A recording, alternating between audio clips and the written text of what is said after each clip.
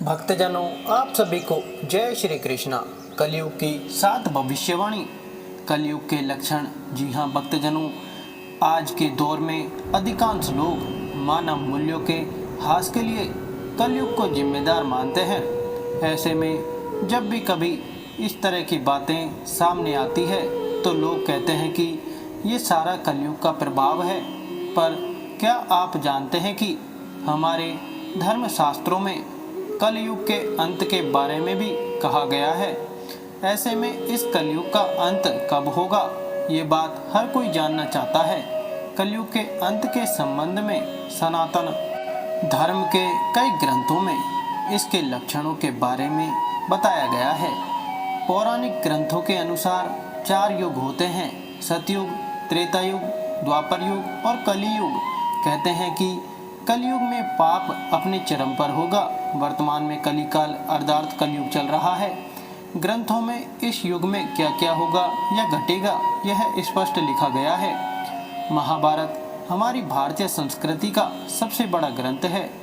महाभारत भगवत गीता केवल हिंदुओं का ही नहीं अपितु समस्त मानव जाति का ग्रंथ है।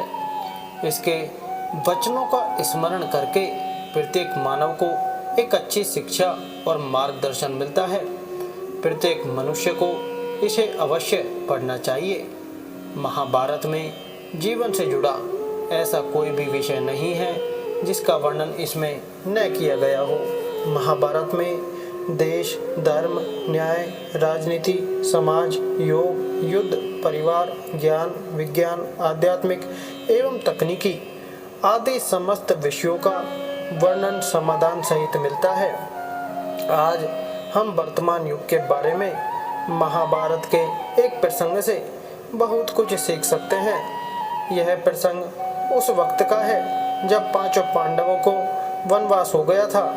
वनवास जाने से पूर्व पांडवों ने भगवान श्री कृष्ण से कहा, हे श्री कृष्ण, अभी यह द्वापर का अंत काल चल रहा है। आप हमें बताइए कि आने वाले कलयुग में कलिकाल की चाल या गति क्या होगी और कैसे होगी। श्री कृष्ण कहते हैं, तुम 5 भाई वन में जाओ और जो कुछ भी दिखे वह आकर मुझे बताओ, मैं तुम्हें उसका प्रभाव बताऊंगा। 5 भाई वन में चले गए। उन्होंने जो देखा उसको देखकर आश्चर्यचकित रह गए। आखिर उन्होंने क्या देखा और श्री कृष्ण ने क्या जवाब दिया, आइए जानते हैं। नंबर 1, युधिष्ठिर ब्राह्मण में थे तो उनकी नज़र अचानक एक हाथी पर पड़ती है। युधिष्ठिर देखता है कि उस हाथी के 2 सूंड होते हैं, जिसे देख युधिष्ठिर चौंक जाते हैं और वे आकर सबसे पहले भगवान श्री कृष्ण से वो वाक्य सुनाते हैं।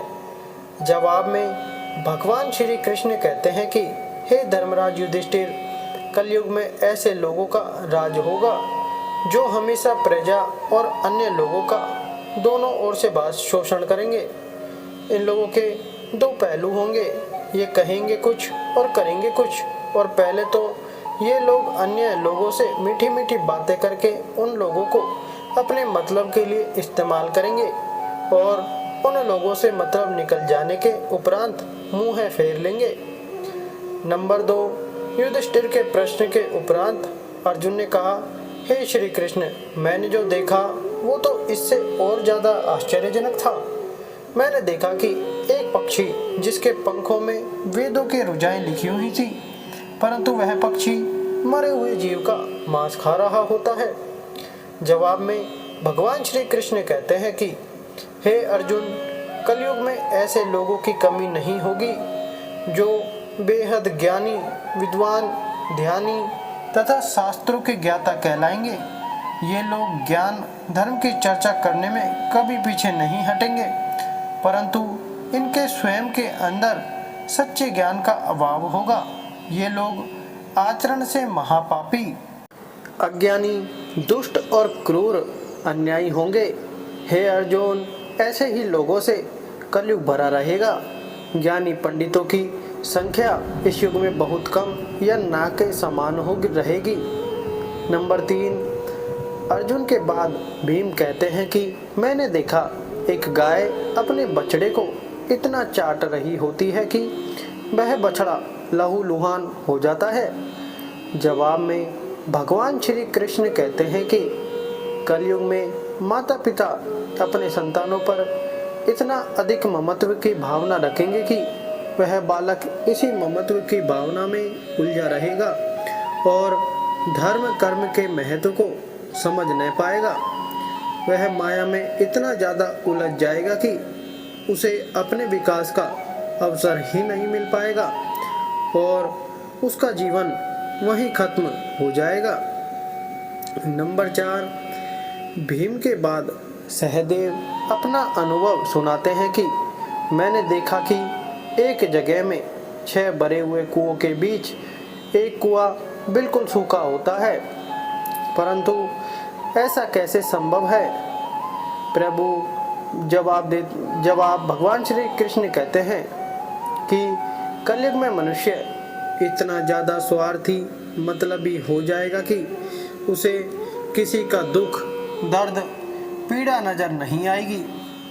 ये लोग अपने छोटे छोटे शौक मौज मस्ती मदिरा मांस भक्षण को पूरा करने के लिए बेशुमार धन लुटाएंगे, परंतु जब बात किसी गरीब की सहायता की होगी या किसी की भूख मिटाने की होगी तो ये दबे पांव निकलने में ही अपनी होशियारी समझेंगे।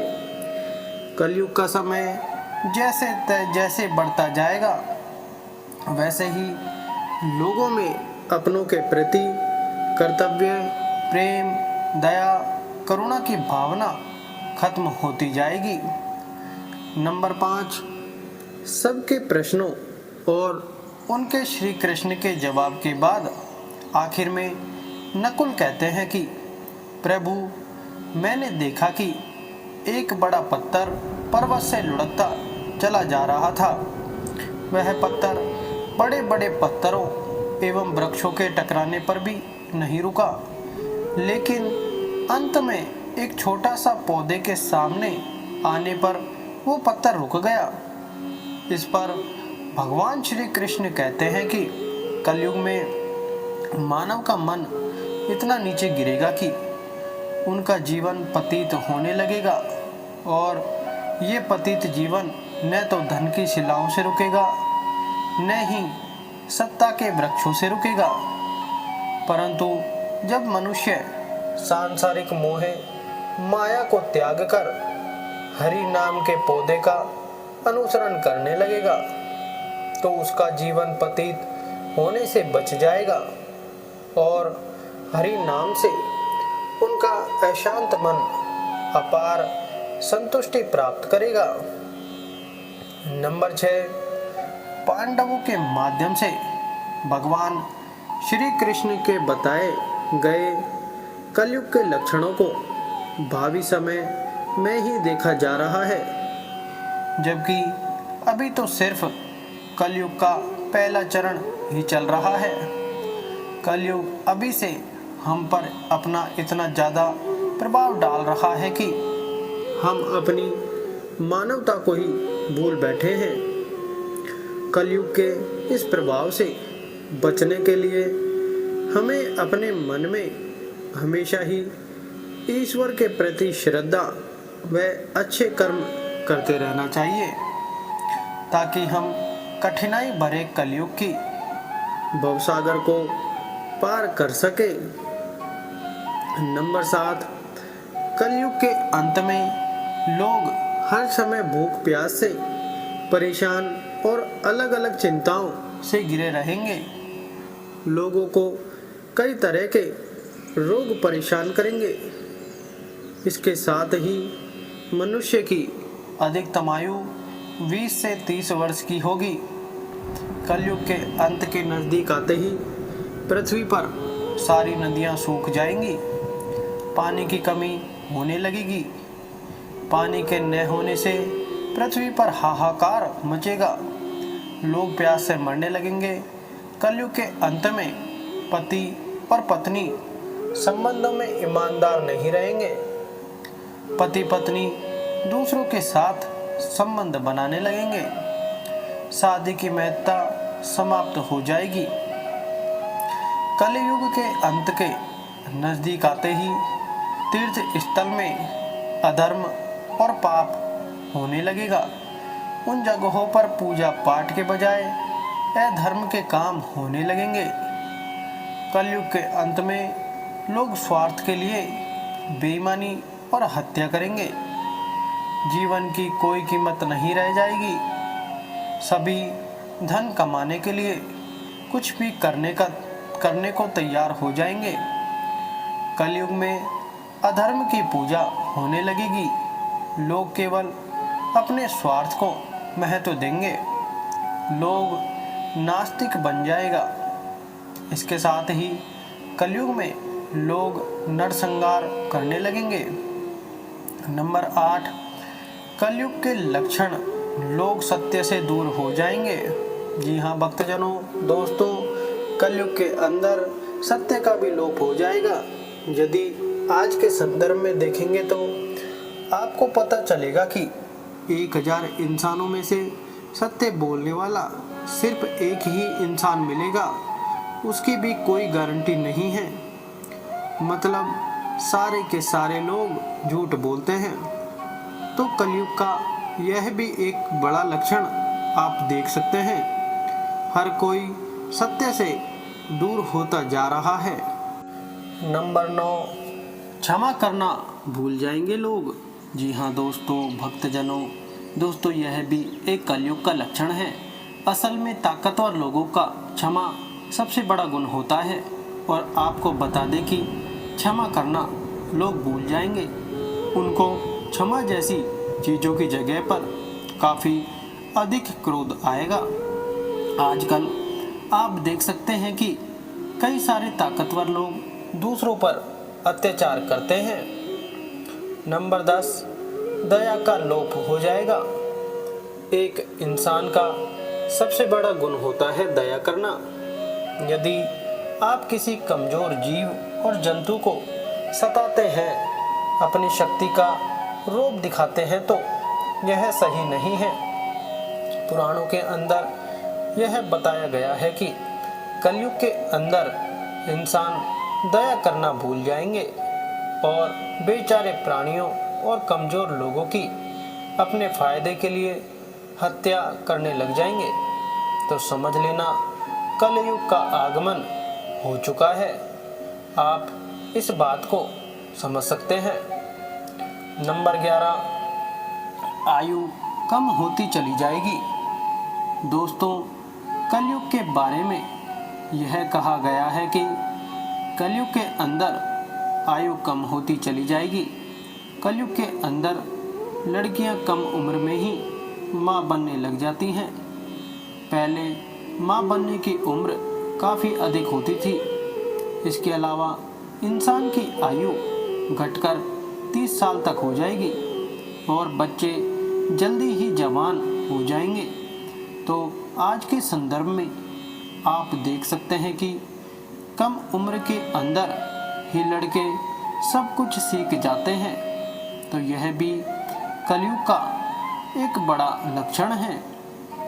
नंबर 12, स्मरण शक्ति नष्ट हो जाएगी। दोस्तों, आजकल यदि आप देखेंगे तो आपको पता चलेगा कि हर कोई छोटी छोटी बातों को याद नहीं रख पाता है। छोटे मोटे हिसाब को करने के लिए भी उसे कैलकुलेटर की मदद लेनी पड़ती है। स्मरण शक्ति का विलोप हो रहा है। तो यह भी कलयुग के आने का संकेत देता है। आजकल इंसानों की याददाश्त पहले जैसी नहीं रही है। सब कुछ टेक्नोलॉजी पर निर्भर हो चुके हैं। नंबर 13, जिसके पास धन होगा वही सदाचारी और गुणी माना जाएगा। दोस्तों, आजकल यह सब हो रहा है। यदि किसी के पास पैसा है तो उसको ही गुणी और सदाचारी माना जाता है। उसकी ही संसार के अंदर कद्र होती है, उसकी ही सब जगह चलती है। इसका कारण यह है कि आजकल उसी मानसिकता वाले लोग हो चुके हैं। यहाँ पर अब सच बोलने वाले की कोई भी सुनवाई नहीं करता है, तो कलयुग के अंदर धन का महत्व काफ़ी अधिक बढ़ जाएगा। नंबर 14, शक्ति वाले लोग धर्म को तय करने लग जाएंगे। दोस्तों, कलयुग के अंदर आपको यह भी देखने को मिलेगा कि जिस इंसान के पास शक्ति होगी वह धर्म को बनाएगा और धर्म को तय करेगा।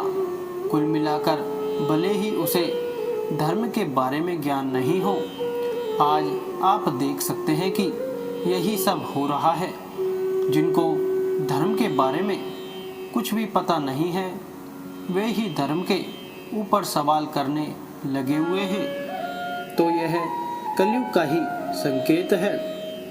नंबर 15, विवाह के लिए युवक युवती की रुचि जरूरी हो जाएगी। दोस्तों, यदि हम कलयुग के लक्षणों के बारे में बात करें तो आपको बता दें कि विवाह के लिए युवक युवती की रुचि वर्तमान में सर्वोपरि हो चुकी है। शादी से पहले ही कुछ लड़के लड़कियां घर से भाग रहे हैं, तो इस तरह की जो चीज़ें हो रही हैं वह कलयुग आने के संकेत के बारे में ही है।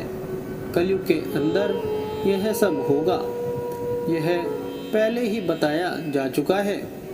आजकल शादी के बारे में लड़की और लड़के खुद ही तय कर लेते हैं और माता पिता को पूछा भी नहीं जाता है।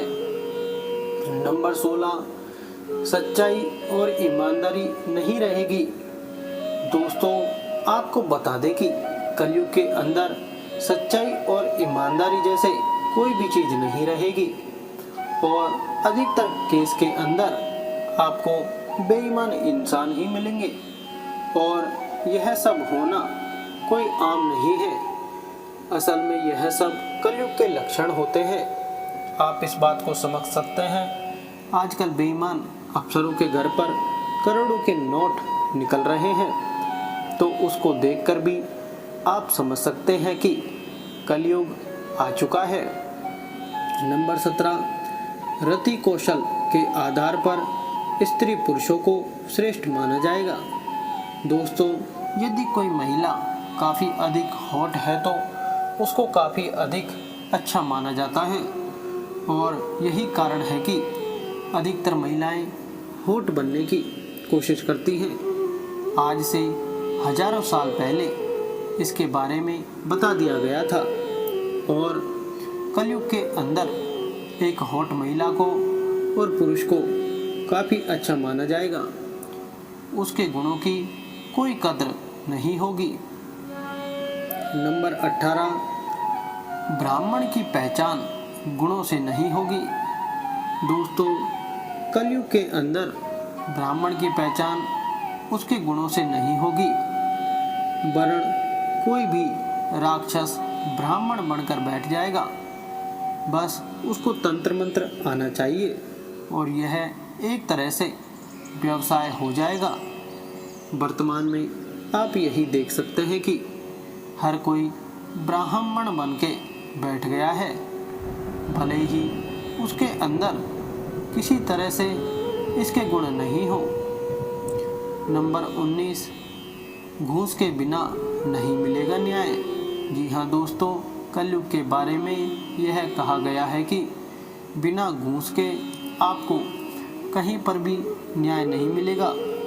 आप यह देख भी सकते हैं, यदि आप देश के सबसे बड़े न्यायालय के अंदर जाते हैं तो वहाँ पर आपको लाखों में फीस देनी पड़ती है और आप यदि गरीब हैं तो आप पर वहाँ पर जा ही नहीं सकते। सब कलयुग आने का संकेत ही तो है। पहले की तरह अब नहीं होगा कि राजा बिना किसी फीस के न्याय कर देता था। आजकल न्याय के लिए आपको महंगी फीस देनी होगी। सच बात तो यह है कि हत्यारे के भी आजकल अधिकार बना दिए गए हैं। नंबर 20, चालाक और अधिक बोलने वाले को बड़ा पंडित माना जाएगा। दोस्तों, कलयुग के अंदर होगा यह कि जो चालाक है या जो अधिक बोलता है उसको ज्ञानी मान लिया जाएगा, और ऐसी स्थिति के अंदर जो रियल ज्ञानी है वह कहीं पर छुपा रह जाएगा। कुल मिलाकर लोगों की ज्ञानी इंसान को पहचान करने की क्षमता काफ़ी कम हो जाएगी। नंबर 21, दंभी और पाखंडियों को साधु समझा जाएगा। दोस्तों, कलयुग की एक पहचान यह भी है कि यहाँ पर असली साधु की पहचान करना भी लोग भूल जाएंगे। जो बड़ बोला होगा, दंभी होगा, राक्षस होगा और पाखंडी होगा, उसको साधु माना जाने लगेगा। आप वर्तमान में यह देख सकते हैं कि जो दंभी है या जो पाखंडी है उसको साधु की तरह पूजा जा रहा है। तो यह कलयुग नहीं है तो फिर क्या है। नंबर 22, शास्त्रीय विधि विधान की संस्कार की जरूरत नहीं होगी। दोस्तों, कलयुग के अंदर शास्त्रीय विधि विधान की संस्कार की जरूरत नहीं होगी, और यह आप वर्तमान में देख सकते हैं। कई जगह पर अपनी मनमर्जी से संस्कारों और शास्त्र नियमों को लोग बदल चुके हैं, और यही सब हो रहा है। तो आप समझ सकते हैं कि यह सब कलयुग के लक्षण ही होते हैं। जैसे कि किसी की मौत पर 12 दिन न करना भी शास्त्र विधान के विरुद्ध ही है। नंबर 23, अच्छे कपड़े पहनना और बाल संवारना शान समझा जाएगा। दोस्तों, कलयुग के अंदर उस इंसान को काफ़ी अधिक पसंद किया जाएगा जो कि काफ़ी अच्छे कपड़े पहनता है, अपने बालों को ठीक तरह से संवार कर रखता है। और आज आप यह देख सकते हैं कि काफ़ी अधिक हो रहा है। बालों को संवारने वाले और महंगे कपड़े पहनने वालों को अच्छा समझा जा रहा है। नंबर 24, लोग तीर्थ की उपेक्षा करने लग जाएंगे। दोस्तों, कलयुग के अंदर होगा यह है कि लोग गंगा आदि नदियों के तीर्थ की उपेक्षा करने लग जाएंगे और निकट के तालाब को ही तीर्थ मानने लग जाएंगे। और वर्तमान में यदि आप यह देखेंगे तो आपको पता चलेगा कि यह सब हो रहा है। आप इस बात को समझ सकते हैं। तो यह एक तरह से कलयुग का ही एक तरह से संकेत देता है। नंबर 25, जीवन का सबसे बड़ा पुरुषार्थ होगा अपना पेट भर लेना। दोस्तों, कलयुग के अंदर जो इंसान काफ़ी अच्छा कमाएगा, जिसके पास पैसा होगा और भरपेट खाना खाएगा, वही सबसे बड़ा माना जाएगा और समाज के अंदर हर कोई उसको वैल्यू देगा। अच्छे इंसान की कोई भी वैल्यू नहीं की जाएगी। वर्तमान में आप देख सकते हैं कि जो सरकारी नौकरी कर रहा है उसको महान माना जाने लगा है और लोग उसके चरण धोकर पी रहे हैं, भले ही वह अच्छा इंसान हो या बुरा, उससे किसी को कोई मतलब नहीं है। नंबर 26, ब्राह्मण, क्षत्रिय, वैश्य अथवा शूद्रों में जो बलि होगा वही राजा बन बैठेगा। दोस्तों, कलयुग के अंदर यह भी कहा गया है कि राजा होने का कोई भी नियम नहीं होगा और जो ब्राह्मण, क्षत्रिय, वैश्य अथवा शूद्रों में जो बलि होगा वही राजा बन बैठेगा।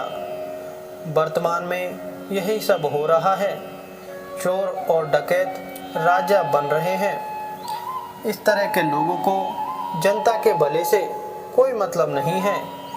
वे बस अपने पेट का भला करना चाहते हैं और इसके लिए वे सब कुछ करने के लिए तैयार रहते हैं और फिर जनता त्राही त्राही करती है। नंबर 27, राजा और लुटेरों में कोई फर्क नहीं रहेगा। दोस्तों, कलयुग के अंदर राजा और लुटेरों के अंदर किसी भी तरह का फर्क नहीं रह जाएगा। राजा ही जनता को लूटने का काम उसी तरह से करेगा जिस तरह से लुटेरे जनता को लूटते हैं। और सबसे बड़ी बात यह है कि प्रजा को भी कुछ समझ नहीं आएगा कि क्या हो रहा है। इस तरह से सब तरफ दुख और दर्द का बोलबाला हो जाएगा। नंबर 28, राजा ही प्रजा की सुंदर स्त्री को बलपूर्वक छीन लेंगे। दोस्तों, कलयुग के बारे में यह बताया गया है कि जो राजा होगा वह इतना अधिक पतित हो जाएगा कि वह प्रजा की सुंदर स्त्री को बलपूर्वक छीन लेगा और उसके सहवास करने लग जाएगा। इस तरह की स्थिति वर्तमान में आप देख सकते हैं। कुछ दिनों पहले एक कोर्ट के बड़े जज साहब भी यही करते नजर आ रहे थे। इसके अलावा भी यह बहुत बड़ा खेल चल रहा है।